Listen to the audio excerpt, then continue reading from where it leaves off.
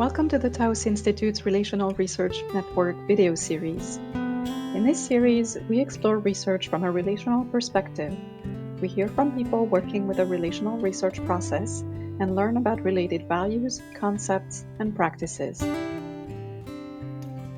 To start, here are some of our ideas. Research from a relational perspective embodies a philosophical and co-creative stance. It is thus not a method, per se, but rather a collaborative way of being. Engaging from this perspective entails an ethical responsiveness to a focus of inquiry. Recognizing that reality is created through language and social structures means it can also be recreated. Relational research is a process that is attentive to broader relations and interactions. The purpose is to expand possibilities and co-create transformative potentials. We hope you enjoy the series and invite you to join in the conversation. Gail Simon, a conversation with Tahara Barati. Relational research as living reflexively. Gail Simon is a professor of systemic practice at the Institute of Applied Social Research at the University of Bedfordshire in the United Kingdom.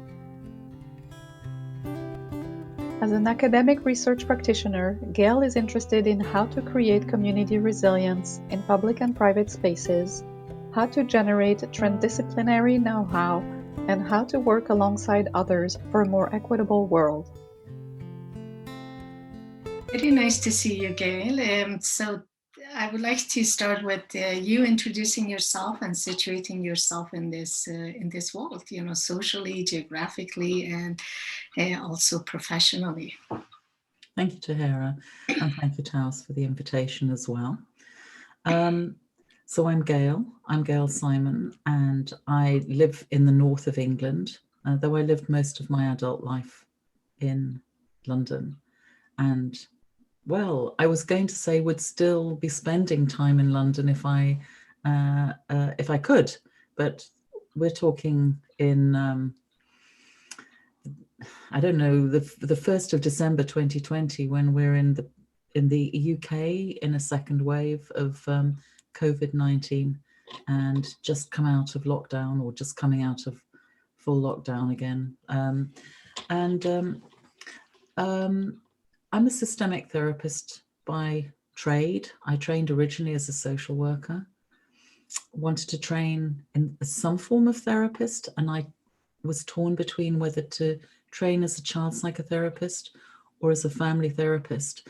And I chose eventually systemic therapy because I felt that it was politically a better fit for me because of what was happening theoretically. What was happening theoretically by the time I found a training that was right for me was the advent of social construction in the late 80s, early 90s, when I did a training at the Kensington Consultation Centre in London. And that was, my partner also trained there, actually in systemic therapy with individuals. I did the systemic therapy with individuals, couples and family training. But that was important because around that time we had started, my partner and I had started, Gwyn Whitfield, had started the Pink Practice in London, which was a lesbian, gay, bi, trans, queer counselling practice. And we were very keen to find ways of working with people that were not pathologizing, that didn't subscribe, as psychoanalytic ideas pretty much did at the time, to rather rigid normative developmental models of what it meant to be a healthy human being and be in healthy relationships, and lots of emphasis on health, as though health was somehow an inherited, innate, neutral norm. And that sat very uncomfortably with us. We'd been quite interested in some psychoanalytic ideas, but we're not even allowed to train psychoanalytically as out lesbians. So the Pink Practice was opening up at the same time as we were doing our trainings in systemic social construction. and reading that wonderful journal, Human Systems, Journal of Consultation and Management, which the Kensington Consultation Centre and Leeds Family Therapy Centre gave birth to, and invited all their cousins from around the planet who were interested in leading edge social constructionist and systemic ideas to contribute to. So many of the elders in the Taos Institute and their cousins around the planet will have written papers for that journal. And so I, in a way, I did my professional growing up reading that journal. It was very meaningful to me to feel in a community of others who understood that power is socially constructed, that narratives of what's normal or good or reasonable, or that they are socially constructed ideas and connected to power relations, that ideas are never innocent, theories are born out of places, eras, privilege, all manner of things, and challenges to privilege as well, challenges to imbalances of power. So from a point of view that fitted for me at that time, systemic social construction also carried an important political critique. Jumping to the present, I've done a lot of teaching since, but now I lead a doctorate actually in, it's called the Professional Doctorate in Systemic Practice at the University of Bedfordshire. And that's part of my week. I love it. We have a lot of practitioners who are experienced systemic practitioners who are exploring their own practice or exploring other people's practice. So that's exciting. And it's very much first-person research. It counters all those traditional stories of what apparently research should be.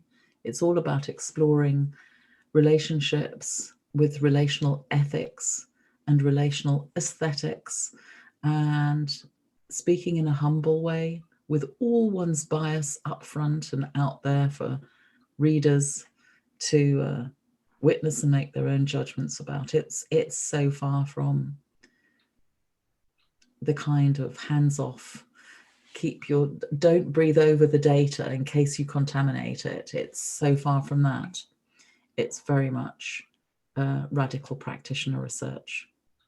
So that's a little bit. Oh, and I suppose the other thing just to mention is that a couple of my colleagues who are also involved in the professional doctorate, Liz Day and Birgitta Pedersen, and I set up a journal a few years ago now called Murmurations, Journal of Transformative Systemic Practice. And it can be found at murmurations.cloud. And it's a systemic practitioner research journal. So we are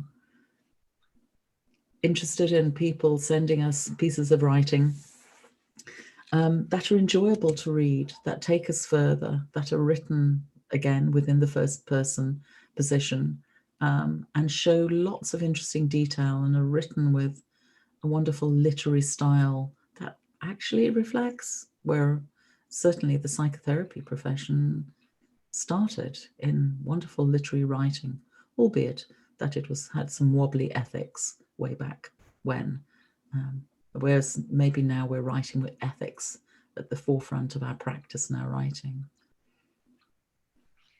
Oh, thank you. Thank you for walking me through your life experiences. I'm wondering if you could a little bit talk about your definition of relational research, what it means to you. Well, I suppose I could say that a lot of reflexive practitioners are already researchers. So by reflexive practice, I mean people who are not interested in just rolling out a method as though one size fits all, who are more interested in the co-construction of knowledge, who have a critique, a philosophical critique about what counts as knowledge and who counts as a contributor to knowledge.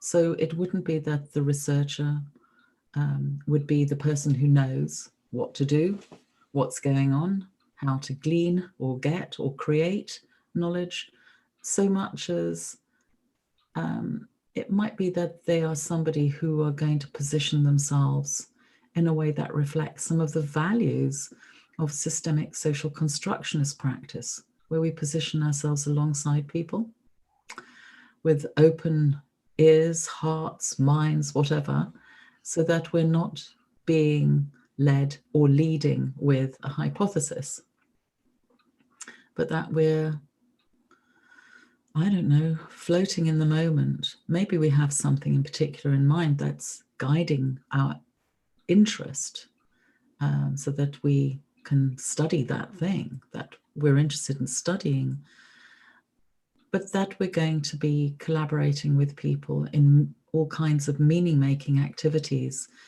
that are suited to the context, suited to the subject, that are ethical, that are a good fit ethically with whatever we do in the rest of our lives, and that other people think are ethical, so that people are, for example, not being observed. And of course, we can critique the whole idea, and have done, of whether observation as a separate activity is even possible. But that also we don't appropriate people's stories. People have, these days are quite used to, in a way, their data being uploaded and used by distant, anonymous companies for all kinds of reasons we're not even aware of, that we're being, in a sense, manipulated by people having access to our data. A lot of people in our everyday worlds also experience misuse of their stories if they've been through one bit of the official system or another, whether that's social care or medicine or the police, a legal system. Their stories will have been told and retold, documented, and not necessarily accurately reflect their experience at all. It's quite easy for any of us, however well-meaning, to get people's stories wrong. And I've had that experience, unfortunately, myself on a few occasions where I've thought I've understood something someone's communicating, but I haven't. And of course, how we understand people's stories can have massive repercussions for them, for society. How we understand our own stories can have implications for how we use our power for the communities in which we live, and so on. So I think I understand relational research as being an act of collaboration, sharing, checking, lots of checking. Is this what you meant? That kind of thing. Well, this is what I was thinking. But was I right to be thinking that from your point of view? Tell me more. Yeah, that's something. But I think the other thing about relational research is it's a bit like theory. It's not innocent. It's not separate from anything else. We need to recognize that research has an impact on people. The kind of earlier systemic idea, I think, was it Carl Tom, who talked about questions as interventions, that when we ask a question, it's already doing something. And the early Milan team understood that too, actually, as well. They also wrote a lot about this. Actually, their first way of working in the early wave of the Milan school was a bit insensitive, where they thought the question was the intervention. So sometimes we were encouraged not to necessarily worry too much if the answer was a little lengthy. We could interrupt. But the question, they were right, the question was an intervention. And our questions do unsettle things, they perturb. Our presence can perturb. So we have to manage our ways of doing research with people, alongside people, rather than aboutness, from withoutness, which isn't perhaps so comfortable for a lot of relationally reflexive researchers, social constructionist researchers. We'd probably rather get into creating a shared space with people where we were creating a culture with people where they felt their voices mattered, where what they had to say could be heard, where they could contradict the practitioner, the researcher, the one with a more comfortable use of language, whatever it is, that we have to do something with power relations. Relational can be a very broad term, and that weakens it potentially. So we have to be quite specific in how we're using power, how we're thinking about ethics, what our model is or way of being with people. And I think looking at what Harleen Anderson has written about quite a bit, along with colleagues Celia Bava and others, that there's something about the etiquette that they're interested in. They're interested in concepts like hospitality and hosting, and Peter Rober talks a lot about this too. And Sheila McNamee and Diane Marie Hoskin in their book on relational research, they also talk a lot about how we're co-creating knowledge as we go. So Dan Wolfe and Sally St. George also talk about research as daily practice. So there's something we need to understand about what it is we're doing when we're trying to talk with people and get alongside people and understand their worlds. What are we co-creating in the moment? We're not going out with a butterfly net to find material, to find the data, bring it home, crunch it up with a delicate hammer and usher it into piles of fragments. That doesn't reflect the processes that we're involved in as relationally sensitive practitioners. We're more interested in what we're making with each other.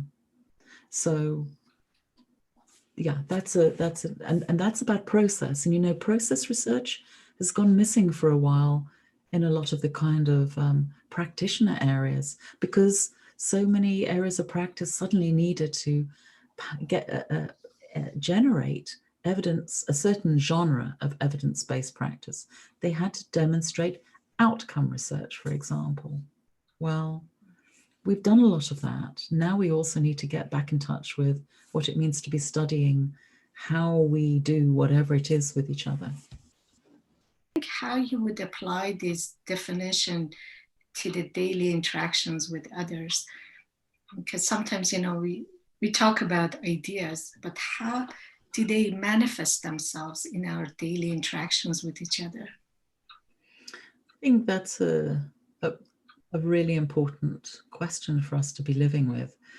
When Leah Salter and I were writing 2 papers recently, one was a chapter for the Sage Handbook of Social Constructionist Practice, which has just come out, on transmaterial worlding as inquiry. And another one was for Murmuration's Journal of Transformative Systemic Practice called Beyond Human Systems, something about transmaterial worlding. We were thinking about how do we describe the relationship between practice, research, and the rest of our lives. And where we ended up for now, because everything, it seems, over a long enough period is a for now position, is we started to talk about systemic living, that there was something so integrated about how to be in the world that it wasn't enough to talk about systemic as though it was just to do with practice. I think we just got a bit hung up for a while on this term systemic practice. We felt that systemic got attached to practice, or social construction could get attached to practice, or theorizing. And that just felt like, what does that say about who we are the rest of the time? Do we stop being systemic? Do we stop socially constructing? Do we stop collaborating? And well, I think most of us appreciate that we are not what we would like to be all the time across all contexts, but we still are subscribing to something. And for me, systemic social construction, with all that it embraces, the collaborative, the dialogical, the ethical, the critique of power relations, the critique of power's structure, not just the the power of language, but the structures that come out of socially constructed narratives and so on. We all have our ways of challenging some of those things, and I think, I'm not as dedicated as I'd like to be. One of the people who comes to mind, well, there are many social justice activists, Vicky Reynolds and Kathy Richardson. I don't want to offend anybody by not mentioning them, but there are, I think that but maybe they come to mind because they've written about how they integrate life, work, social justice, and challenging both the linguistic structures that hold imbalances of power in place, but also how they try and challenge the physical structures that hold imbalances of power, with terrible, fatal repercussions for people and peoples. Mm-hmm. Yeah, I could see how the discrepancy between theory and reality could create problems. I like the term systemic living rather than looking at things, just for the sake of the profession or practice, but how living could be systemic. How could we do it holistically rather than just thinking about one layer at a time, but all the multi-layers could be into our consideration. I think it's very important for us not to think about the theory as only professional theory, because then that starts to narrow our vision. So one example might be how we think about whether we want the red one or the blue one, whatever it is. And we maybe spend quite a bit of time thinking, is it the red one, but is it the right kind of red, and so on. And we forget that actually we're being manipulated. And if we start to join up the immediate product with the wider strategizing and think, how are other people using social constructionist ideas? How are they trying to manipulate narratives? Who's benefiting? Who, as Michael White might have said, which voices or people are also present, not yet heard, maybe deliberately not wanting to be heard because their agendas might run counter to ours.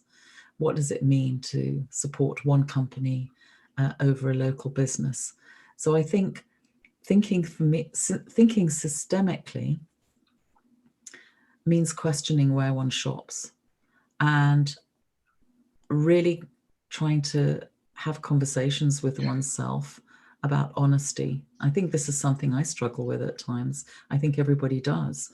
Some people, I think, do manage to live with areas of coherence in their life between what they eat and where they shop from and so on. But I think most of us have some areas of incoherence. And that's, maybe you could say that's unethical, but maybe what's unethical is whether we are honest with ourselves about that. And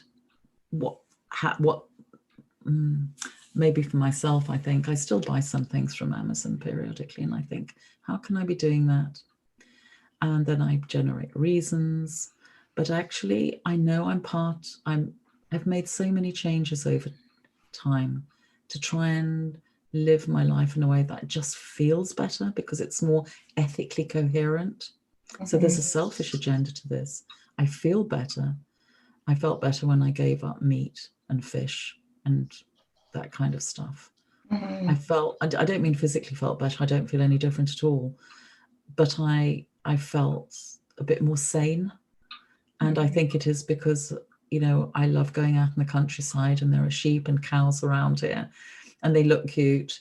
And I know that they are being pushed into, well, it's a sort of Holocaust that goes on, really. And I know other people would disagree with that. But for me, that's an area of coherence that I needed to find a way of living with. And maybe I'll get there with regard to Amazon sooner rather than later, and other places that I buy from or whatever I do. I don't know. Yeah, no, it makes sense, because it feels like, the active questioning could help us to create that kind of coherent within. Because when we are not asking questions, it feels like, we are just following whatever has been said, or the meta narratives that have been taken for granted as it is, rather than thinking about what it could be. I think, one of the other matters for our time is that overcoming racism or other forms of prejudice is not simply a matter of policy. It might well be a matter of policy, or implementing policy that exists. That may be quite a good policy, but not supported. But I don't think it's just that. I think we all have to, it's a good time to really examine our bias and to realize how it operates in very subtle ways. It's not a comfortable process. And sometimes we are in a minority in one context, in a majority in another. We have privilege in one context, no safety in another, or not much safety. So there are different things going on. But I think it's part of living systemically, which involves living reflexively, which means living honestly, that we have to listen to some of those other voices in that inner dialogue. One of the good things about doing first-person research is that you get to include your own inner dialogue, which of course is essential to how we go on in our work and in our lives. We hear all kinds of voices going off, some of which are accorded a certain kind of authority. That's interesting, why some voices are accorded authority over others. So we get to hear them. Maybe we act on them. Maybe we just say, okay, fine, I'll get back to you later. But there probably are lots of other voices in play that either don't have the volume turned up on them, or, well, they don't get heard at all. They're told to shut up by some other voice in one's head. So I think there's something about how do we not drive ourselves crazy by listening to every voice in our head, but actually pay a bit more attention to which voices are noticing things, have something to say, but create some awkwardness, some sense of discomfort when they are allowed to speak. How do we create the conditions for them to be heard and honored, if you like? And I think doing a bit more of that can take us all further. It does me. It seems to work for me. But I think first-person research allows one to write out some of that stuff so that you can see that it's not just a simple observable decision-making process that's going on in a context that you're researching. There's a lot of stuff that's really important that's happening, that's being debated behind the scenes, out of sight, out of earshot. And research, first-person research, can render that audible so that we're not just living in external relations, we're living in internal relations. And those external and those internal relations have power relations going on too, in terms of whose voice counts, who's allowed to speak, who gets heard, who gets acted on. Wondering if you could a little bit touch on how knowing all this knowledge that you have about relational research has influenced you to become the person that you want to be or you prefer to be. I think, when I did my own doctorate, I don't know how many years ago it was now, not that many, 10 maybe, something like that. When I finished it, it was on writing as systemic practice. And I think what happened out of that was that it took me somewhere I didn't expect to go. I didn't expect the Kensington Consultation Centre to collapse and for me to be running that same program, the Professional Doctorate in Systemic Practice. So I think I'm very lucky and privileged to be leading that program at the University of Bedfordshire. It's a great program. And why I mention that is because I think I learned so much from my colleagues and the students who I supervise, who are all mature professionals, so they're my peers, but we're in these fantastic dialogues with each other and in groups, because we recruit in groups, so people are always talking with other students. And well, that's just one thing that comes to mind. But I think my story of self is something that's quite fluid. So it's more about, and I think, you know, I learned a lot from the feminist new materialists, Rosie Bradotti and Donna Haraway, and many others, Karen Barad, but also from a lot of Indigenous writers and Black theorists, where I think there's different understandings of self in play. So I really have been moved by the work of Cynthia Dillard and Soyini Madison, amongst others, who take me further in my understanding about different contextualized selves and who and what is allowed to emerge, and how we try and frame each other and internalize those kind of frames of apparently who I am or who you are, and what we together create. So I quite like some of the Schotter-esque ideas, John Schotter's ideas around fluid becomings, that we are constantly in motion, depending on what's happening in those moment by moment interactions. I'm not really sure what I think of identity theory, because everything just feels on the move right now. But I also think this pandemic is an opportunity for a lot of people to be thinking their relationship with life, with who matters, with what matters, how they're going to look after their own well-being during these times of either isolation or overworking or having work taken away or having lost people. So there are some such major things going on, and governmental chaos, where systemic social construction has been hijacked. Great paper that Sheila McNamee delivered at Heidelberg a few years ago, on fake news, the social construction of fake news, which I think was published in a Springer handbook following the conference. Yeah, I don't know if I've answered that particularly to Hera, but I don't really know how to answer that question. I know. To be honest. Yeah. So I made up some responses that felt as close as I could get to the. No, I like your definition, you know, in terms of you being, you know, fluid becoming. And it's very hard to pinpoint, you know, how you're becoming, because it's an ongoing process, right? Well, I think in some ways Gregory Bateson talked about some of this, but Karen Barad maybe built on some of the ideas a bit when she talked about ethico-onto-epistemology, the sort of becoming through doing, being, learning as you go, becoming as you learn. That's how I think about it. Yeah.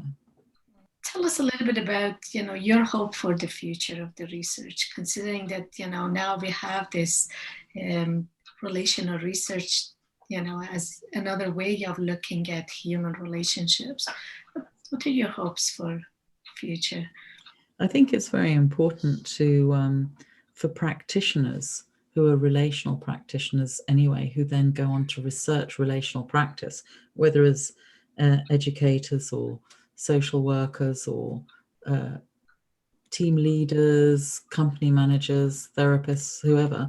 I think it's really important to acknowledge that we are already researchers, and that what we need to do is understand how we know what we know and what we do with that knowledge.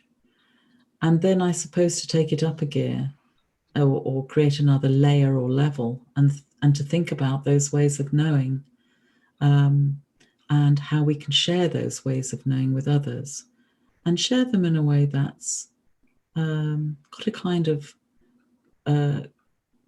critical, appreciative approach, with sort of a mix of things. We don't just get bogged down in appreciative inquiry, because there's more to say, there's more to reflect on from other angles.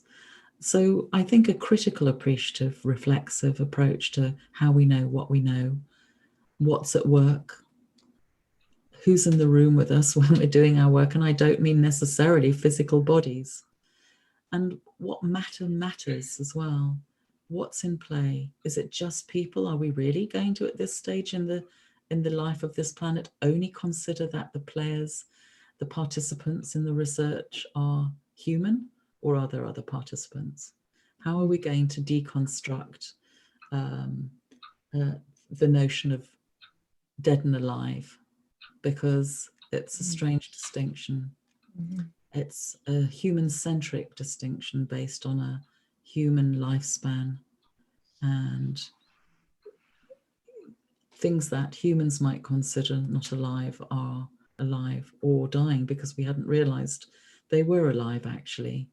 And by treating them as dead or inanimate, and certainly as inferior, we've been killing them off or polluting them out of existence or whatever else is going on. So my hopes are that we live a more honest, joined up way of thinking, that it will involve pain as well as celebration, because seeing things, sometimes you only see things as you start to lose them. And we're losing so much on such a massive scale that a lot of people will just want to go into denial and think it's all made up or exaggerated for some dodgy agenda. So I think we also need to put systemic social constructionist ideas to work to not other people, and think, how are we going to research our ways of talking to our neighbours, to our family members over the holidays, or wherever, however, so that we can actually have a dialogue with people, not just from a sort of, I think we need to analyse what kind of dialogue works in what context, because we're not always therapists. Sometimes we have to be in the domain of production. We have to make some things happen because there's an urgency. It's not a time for dialogue. There are different ways of talking. So how do we develop ways of talking that address the kind of dilemmas that a lot of Taos people, other systemic practitioners, other leaders and organizational consultants, well, any relationally reflexive and concerned citizens will be really bothered by, very worried about. So we, in a sense, we all need to be researching. We all need to be involved in experimental practices, because whatever we've been doing isn't doing enough. It might be for some people. I shouldn't speak for everybody. I'm talking more generally, I suppose, about what's happening in the world. The evidence is that ecosystemic ideas are not succeeding. We're not yet turning corners, and it might be too late to turn those corners. Yeah. So more flexibility, fluidity, and inclusivity, right? Thinking about those who are not in a conversation, and not just those who are participating. And how to bring them into the conversation, because for all I know, it might be some inanimate object that either is here with me, that I consider inanimate because I might be thinking that way, or that exists, some wider system that exists at a distance but is present here somehow. That those parties may have either need listening to or have something to say that actually needs taking into account. Thank you so much, Gail. I really enjoyed the conversation, and I hope the others will be enjoying it as well. I hope so. Hello to everybody out there. Thank you. But I think, this is a big dialogue we need to keep having. So I'll look forward to watching some of the other talks that you and your colleagues are doing on this subject. Thank you, Tahara. Thank you. Thank you to Gail Simon and Tahara Barati. More about Gail at www.taosinstitute.net/Gail-Simon. Please join in the conversation. What captured your attention in this video? How do you think these ideas reflect a relational orientation to research? Please leave a comment on this YouTube page or join our community at www.taosinstitute.net/relational-research-network. There you can find a lot more information and resources. We thank the Relational Research Network leadership team for the vision and dedication to making this video series come to life.